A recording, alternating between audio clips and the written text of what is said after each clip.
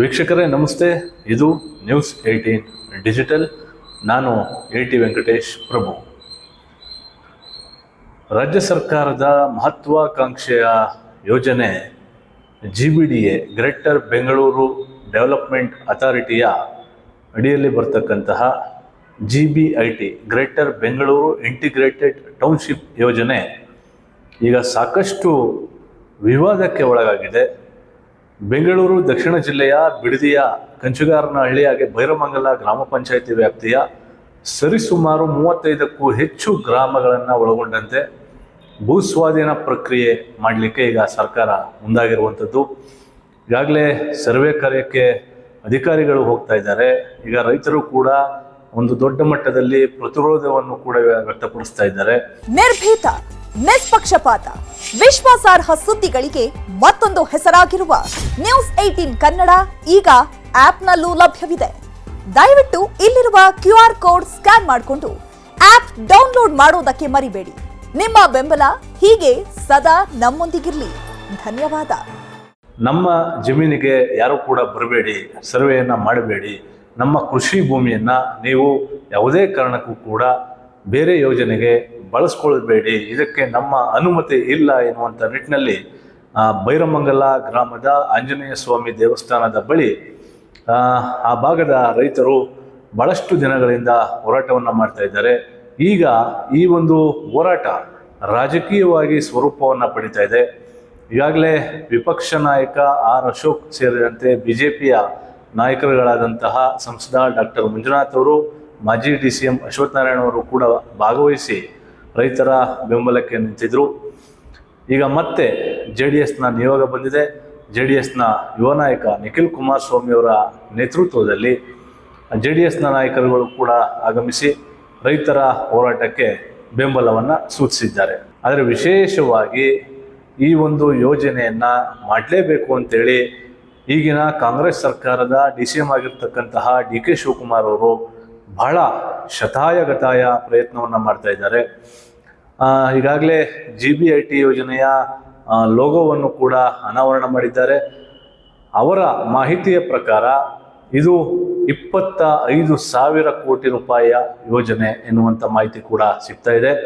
10,000 ಕೋಟಿ ಏನೋ ರೈತರ ಕೃಷಿ ಭೂಮಿಯನ್ನು ಏನೋ ಭೂಸ್ವಾಧೀನವನ್ನು ಮಾಡ್ಕೊಳ್ತಾ ಇದ್ದಾರೆ, ಅದರ ಪರಿಹಾರಕ್ಕೆ ಹೋಗ್ತದೆ. ಇನ್ನು 15,000 ಕೋಟಿ ರೂಪಾಯಿಯಲ್ಲಿ ಈ ಒಂದು ಏನು ಗ್ರೇಟರ್ ಬೆಂಗಳೂರು ಇಂಟಿಗ್ರೇಟೆಡ್ ಟೌನ್ಶಿಪ್ ನಿರ್ಮಾಣವನ್ನು ಮಾಡಲಾಗುತ್ತೆ ಎನ್ನುವಂತಹ ಮಾಹಿತಿಯನ್ನು ಸ್ವತಃ DK ಶಿವಕುಮಾರ್ ಅವರು ಕೊಟ್ಟಿದ್ದಾರೆ. ಆದರೆ ಇಲ್ಲಿ ಪ್ರಮುಖವಾಗಿ JDS ಮತ್ತು BJP ನಾಯಕರ ಪ್ರಶ್ನೆ ಏನಪ್ಪ ಅಂದರೆ, ಈಗಾಗಲೇ ಈ ಹಿಂದೆ ಹಲವಾರು ರೀತಿಯ ಟೌನ್ಶಿಪ್ಗಳನ್ನು ನಿರ್ಮಾಣ ಮಾಡ್ತೇವೆ ಅಂತೇಳಿ ರಾಜ್ಯ ಸರ್ಕಾರಗಳು ಯಾವೆಲ್ಲ ಆಡಳಿತವನ್ನು ಮಾಡಿವೆ ಅವೆಲ್ಲವೂ ಕೂಡ ಬೆಂಗಳೂರಿನ ಸುತ್ತಮುತ್ತ ಹಲವಾರು ಬಡಾವಣೆಗಳನ್ನು ನಿರ್ಮಾಣ ಮಾಡಿದೆ.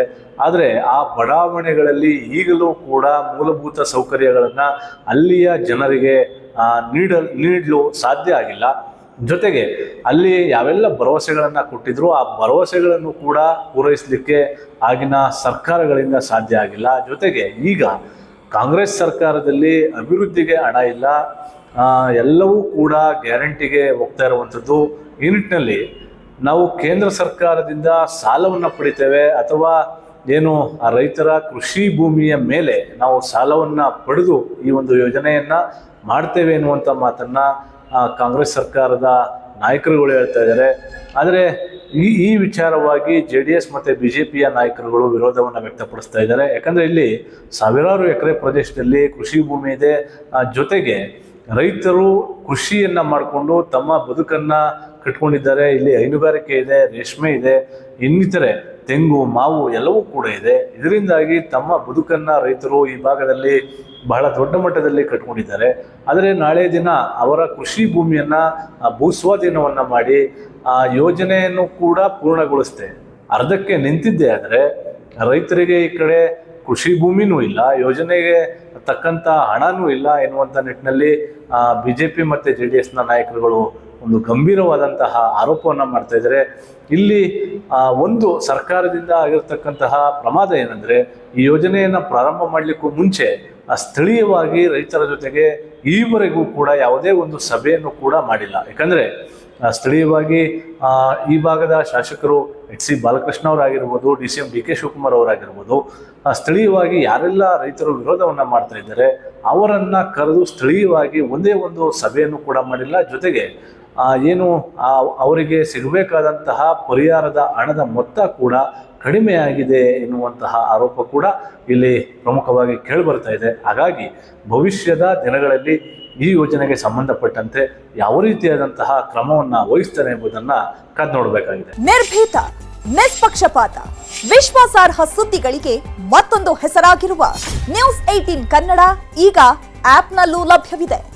ದಯವಿಟ್ಟು ಇಲ್ಲಿರುವ QR ಕೋಡ್ ಸ್ಕ್ಯಾನ್ ಮಾಡಿಕೊಂಡು ಆಪ್ ಡೌನ್ಲೋಡ್ ಮಾಡೋದಕ್ಕೆ ಮರಿಬೇಡಿ. ನಿಮ್ಮ ಬೆಂಬಲ ಹೀಗೆ ಸದಾ ನಮ್ಮೊಂದಿಗಿರಲಿ.